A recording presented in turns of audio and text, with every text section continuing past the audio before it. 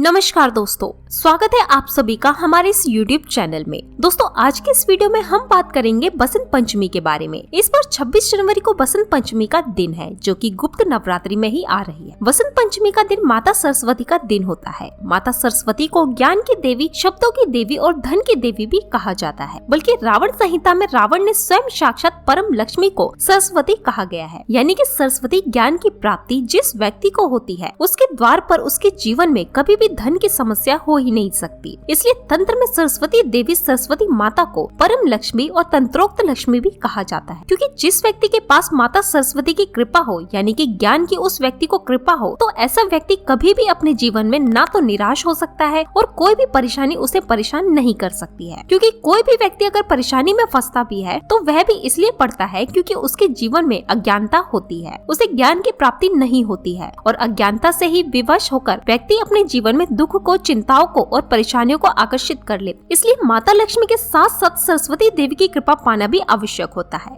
और बसंत पंचमी का दिन सरस्वती देवी की कृपा प्राप्ति के लिए बेहद आवश्यक है। तो आज के इस वीडियो में हम कुछ ऐसी क्रियाओं के बारे में हम आप लोगों को बताएंगे जिसको अगर आप करते हैं तो उसे देवी सरस्वती की विशेष कृपाओं की प्राप्ति होती है और मनोकामना पूर्ति के पूरे योग भी बन जाते हैं। और ऐसा आपने सुना भी होगा कि पूरे दिन में कभी न कभी एक समय ऐसा आता है कि जिस समय सरस्वती देवी जीवा पर बैठी हुई होती है और उस समय जो बोल दिया जाता है वही बिल्कुल सत्य हो जाता है। तो बसंत पंचमी पर ही इस प्रयोग को, इस क्रिया को किस प्रकार करना है और सरस्वती देवी किस प्रकार जीवा पर बैठती है और किस प्रकार अपनी मनोकामनाओं को इस दिन पूरा करवाना है, इस क्रिया को बिल्कुल ध्यान से आप सुन ले, क्योंकि इस क्रिया से आपको काफी ज्यादा फायदा होने वाला है। तो जल्दी से वीडियो को लाइक करके कमेंट बॉक्स में जय माँ सरस्वती अवश्य ही लिख दे, जिससे माता लक्ष्मी सभी की मनोकामना शीघ्र अतिशीघ्र पूरी कर दे। तो दोस्तों आपको बता दे कि हर एक समय यानी कि पूरे दिन में कोई न कोई एक ऐसा समय निश्चित ही आता है जिस समय देवी सरस्वती से कुछ भी बोल दो, कुछ भी मांग लो, वो चीज बिल्कुल पूरी हो जाती है। वाक सिद्धि की जो शक्तियाँ हैं वे भी केवल माता सरस्वती की कृपा से प्राप्त हो सकती है। और वाक सिद्धि जिस व्यक्ति के साथ होती थी, यानी कि वाक सिद्धि जिस भी प्राणी को, किसी साधु संत को पहले के जमाने में अगर होती थी तो उससे सभी लोग बहुत ज्यादा डरते थे, क्योंकि इसके जीवा पर हमेशा सरस्वती बैठी रहती थी और जिस भी चीज को वो बोल दे बिल्कुल सत्य हो जाता था। तो इस क्रिया को करने के लिए सर्वप्रथम आप सबसे पहले बसंत पंचमी की तिथि और उसका शुभ मुहूर्त नोट करके रख लें, क्योंकि ये जो क्रिया हम आपको बताएंगे ये केवल शुभ मुहूर्त में ही आपको करनी है, बसंत पंचमी की तिथि पर करनी है। तो इस बार जो बसंत पंचमी की तिथि है 26 जनवरी को है और बसंत पंचमी का जो शुभ आरंभ होने वाला है, यानी कि तिथि प्रारंभ होने वाली है, वह 12:34 से शुरू होगी। ध्यान दें कि 25 जनवरी को 12:34 से शुरू हो जाएगी दोपहर को ही, और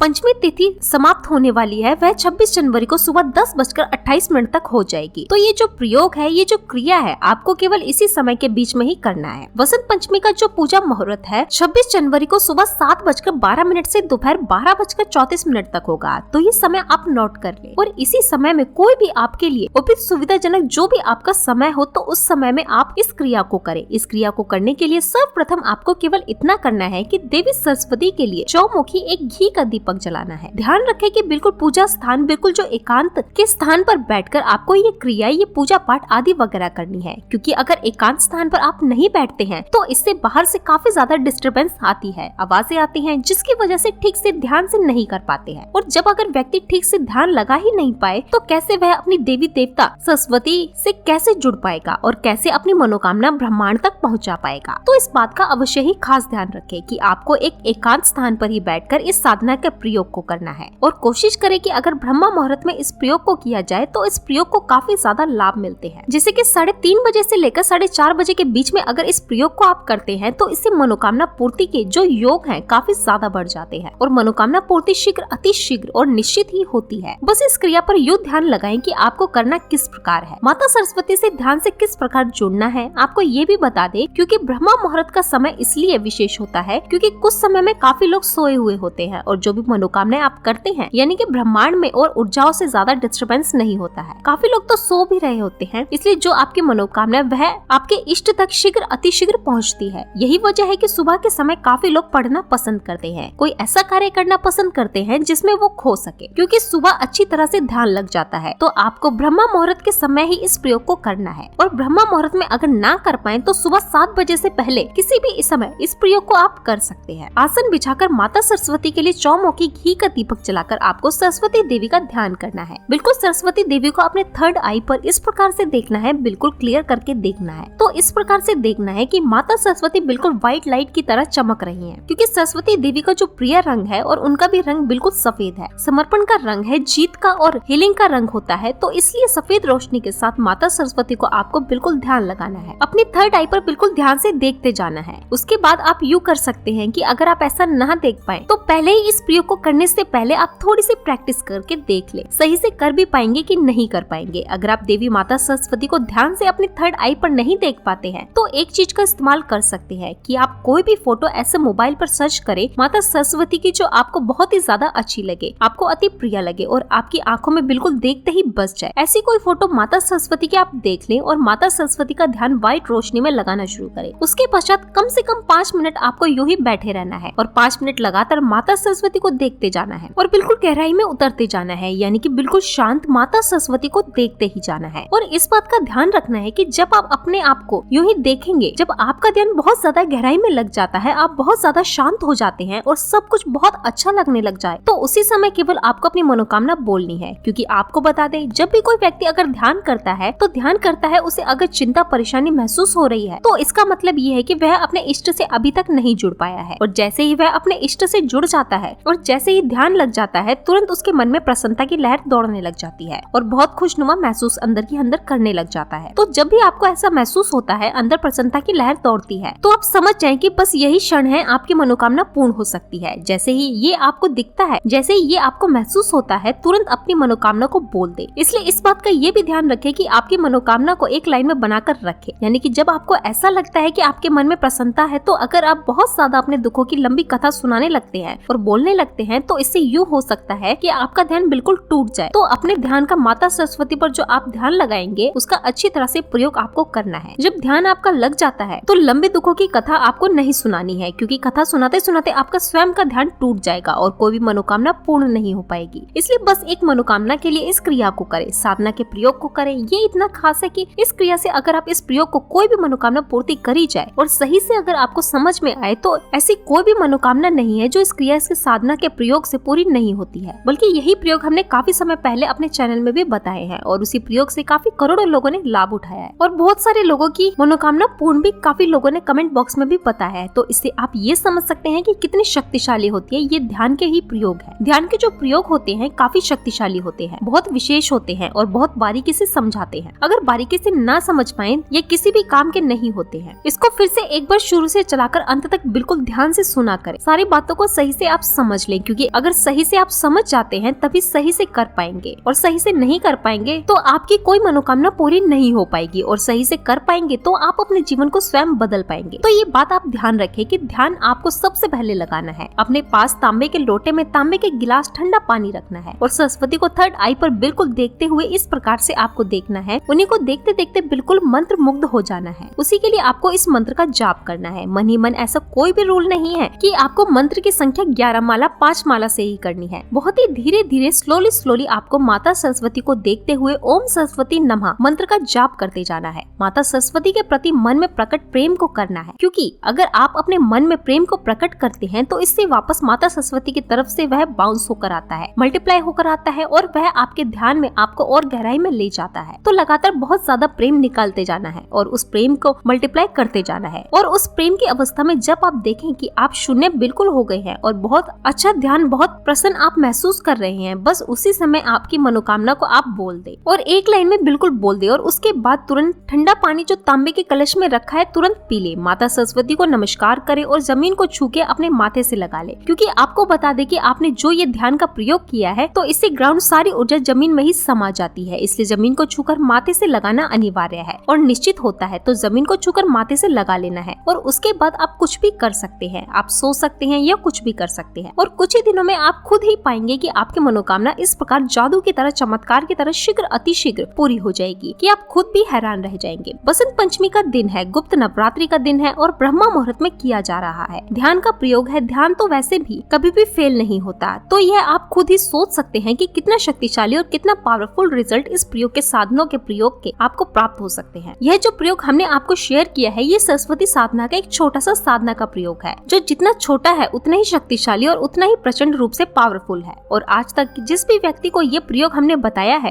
हर एक व्यक्ति की मनोकामना यथाशीघ्र अतिशीघ्र पूरी हुई है। बशर्ते इस वीडियो में जितनी भी सारी चीजें हमने आपको बताई हैं, एक एक चीजों को बिल्कुल बारीकी से गहराई से अगर आप समझ गए हैं तो आप ये जान ले कि आपकी मनोकामना पूरी होने से कोई भी नहीं रोक सकता है। बसंत पंचमी का दिन 26 जनवरी को है। गुप्त नवरात्रि चल रही है, तो ऐसे मौके को बिल्कुल भी ना जाने दे। जो भी आपके जीवन में परेशानियां है, जो भी कष्ट है, उन कष्टों में दुखी होने की बजाय आप कोशिश करते रहे साधना प्रयोग किया करें, क्योंकि साधना के माध्यम से, साधना मंत्र से और साधना से तो काफी सारी चीजें करी जा सकती है। बल्कि जो इंसान के जीवन में भी नहीं होता है, जो उसकी जन्म कुंडली में भी नहीं है, वह भी व्यक्ति साधनों के माध्यम से आ सकता है। आने वाली वीडियोस में और भी महत्वपूर्ण जानकारी हम आपको निश्चित ही बताएंगे। चैनल को जरूर सब्सक्राइब कर ले, जिससे कोई भी जानकारी मिस न हुआ करे। इस जानकारी को दूसरे लोगों के साथ अवश्य शेयर करें, जिससे सभी लोग इस जानकारी का लाभ उठाकर अपनी मनोकामना को पूर्ण करवा सकें और सभी लोग अपने दुखों से बाहर निकलकर खुश रहा करें, प्रसन्न रह सके। तो मिलते हैं अगली वीडियो में। धन्यवाद। ओम नमः शिवाय। हर हर महादेव।